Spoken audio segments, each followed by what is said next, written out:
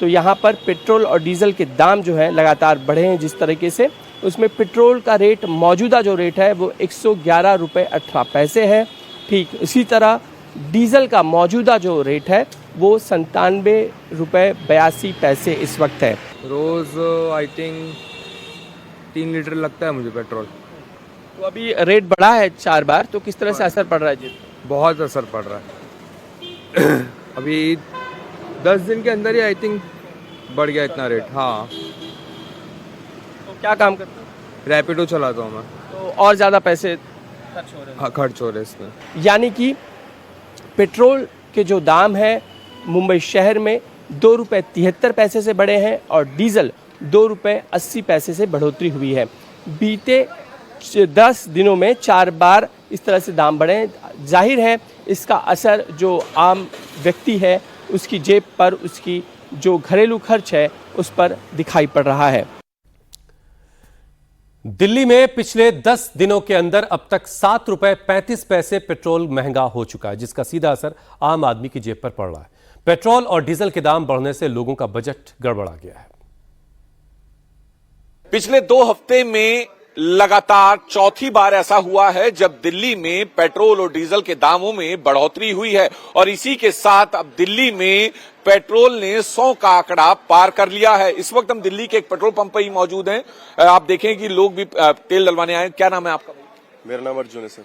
Petrol के दाम लगातार 2 हफ्ते में चौथी बार बढ़े हैं, डीजल के 4 बार बढ़े हैं। बहुत खराब बात है सर। हम गरीब आदमी है, मिडिल क्लास लोग हैं, कहाँ से लेके आएंगे इतना पैसे जो पेट्रोल के दाम इतने दिन पे दिन बढ़ते जा रहे हैं। ये तो सरकार को देखना चाहिए अपने हिसाब से। 2 हफ्ते में 4 बार पेट्रोल डीजल के दाम बढ़े हैं, 100 से पार जा चुका है पेट्रोल। क्या कहेंगे आम लोगों पर कितनी महंगाई? देखिए महंगाई है, बट हमको पूरा विश्व का देखना चाहिए कि हर जगह पर किस तरह से पेट्रोल के रेट बढ़ रहे हैं। कई शहरों में तो लॉकडाउन करवा दिया गया है, सब है। हम अपने आप को किस्मत समझते हैं कि मोदी जी के इसमें, प्रधानमंत्री मोदी जी के नेतृत्व में भारत जो है हमें पेट्रोल मिल रहा है, हमें वो दिक्कतें पेश नहीं आ रही हैं। और पिछले अगर मैं देखूं तो जब से युद्ध शुरू हुआ है तो मुश्किल से 7 रुपए बढ़े हैं। बाकी कंट्रीज में तो कितना कितना रेट बढ़ गया है। तो मुझे लगता है कि इतना लोगों को चिंता का विषय नहीं होना चाहिए। पेट्रोल डीजल के दाम जो है 2 हफ्ते में 2 बार तो 4 बार बढ़े। क्या कहेंगे लोगों पर, जेब पर कितना? अब सर क्या बताएं, बस महंगाई है तो झेलनी भी पड़ेगी। ये तो नहीं है गाड़ी घोड़ा नहीं चलेगा। सरकार से थोड़ी ये महंगाई सस्ती करे, पेट्रोल के दाम में थोड़े कम करें। चलो कोई गरीब आदमी है वो तो नहीं डलवा सकता पेट्रोल। जेब में काफी असर पड़ रहा है भाई। आप अगर 10 रुपए भी एक उसमें बढ़ रहा है तो ये लगा के चलिए आपके 1000-2000 रुपए का फर्क पड़ जाता है। तो मैं सरकार से यही कहूंगा कि जो महंगाई जो बढ़ रही है इस पर रोक लगाया जाए। ये देश हित में हो रहा है और हमें भी पता है इस समय वर्ल्ड की पूरे की क्या स्थिति चल रही है। और देशों को देखा जाए तो इंडिया के अंदर फिलहाल सब कुछ ठीक ही है। कोई मुझे ये इशू लग नहीं रहा कि ये गलत हो रहा है। अपने देश की इकोनॉमी के लिए सब चीजें जरूरी है।